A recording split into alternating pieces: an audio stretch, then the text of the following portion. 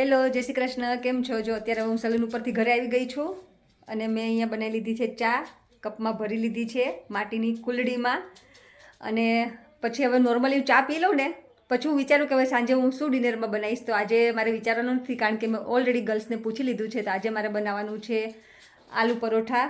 પણ એ પહેલાં આપણે ચાની ચુસ્કી મારશું. તો આવો બધા ચાની ચુસ્કી મારવા. મિની અહીંયા ઊભી રહી ગઈ છે, એને બહાર ગાર્ડનમાં જવું છે. એટલે મિની જાઉં તારે બહાર? તો ત્યાં ઊભી છે એટલે ચાલો દરવાજો ખોલી દઈ. ચલો જાઓ.